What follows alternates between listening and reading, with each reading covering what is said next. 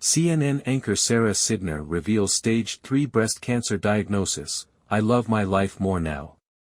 When Sidner received biopsy results in the fall, her mind jumped to worst-case scenario. But after processing the diagnosis, she tells people, I just made a decision. I'm like, no, you're going to live. CNN's Sara Sidner has told countless stories of people who, in the face of unthinkable challenges, gained an incredible new perspective on life, but it wasn't until her own recent stage 3 breast cancer diagnosis that she grasped what it means to view simply breathing as enough. Mentally, it has been 90% good for me because it's just opened my eyes to how beautiful this life that we have is, says Sidner, who disclosed her diagnosis Monday morning on CNN News Central. I love my life now more than I can remember since probably 7 or 8. I really, truly feel grateful just to be here. When Sidner traveled to Israel in October to report on its unfolding war with Hamas, she had just learned that her mammogram raised cause for concern. Told that she would need a biopsy upon her return to the States, she spent 3 weeks in a war zone with a sense of dread in the back of mind, an experience that ultimately prepared her to confront whatever personal news was waiting at home. Seeing the kind of suffering going on where I was and seeing people still live through the worst thing that has ever happened to them with grace and kindness, I was blown away by their resilience, Sidner, 51, tells People. In some weird way, it helped me with my own perspective on what I am going to be facing. Gaza hospitals in complete chaos treating civilians amid crisis situation, reports. As she feared, a biopsy confirmed within days of her return to New York that the lump she'd first noticed months earlier was cancerous, and had already progressed to stage 3. When I got the news, I didn't tell anybody, not even my mother or husband or sisters or friends, she recalls. I just needed to process it.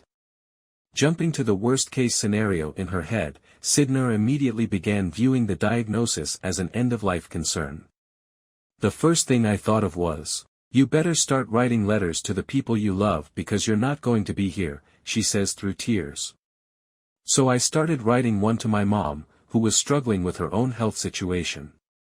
After moving through feelings of helplessness for a few days, Sidner realized that, with months of treatment ahead, she couldn't give up yet. I just made a decision.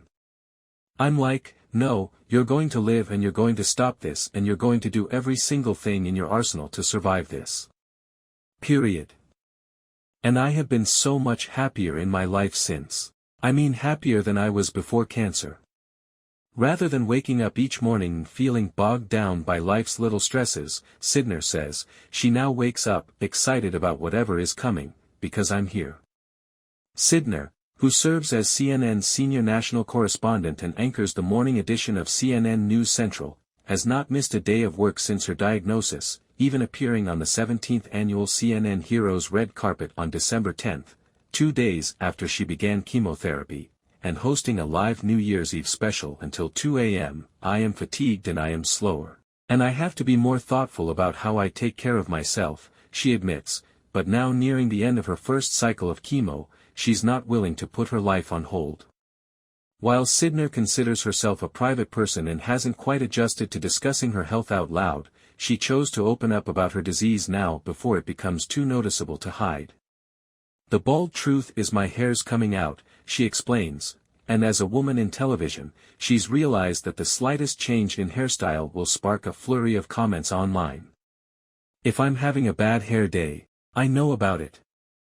If I'm having a good hair day, I also know about that. As part of her treatment, which she anticipates will involve about 5 months of chemo, a double mastectomy and radiation, Sidner is trying out cold capping, a modern technology designed to reduce hair loss. But still, she says, the changes are noticeable.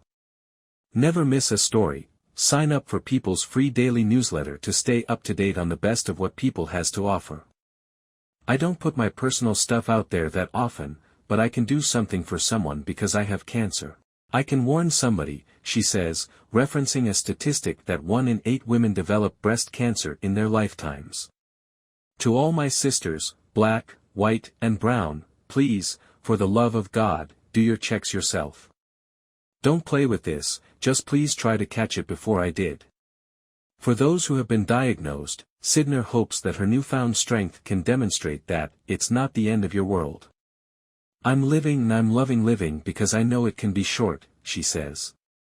I don't know how this is going to end, but we have the ability to feel joy at any point as long. Please share and subscribe my channel.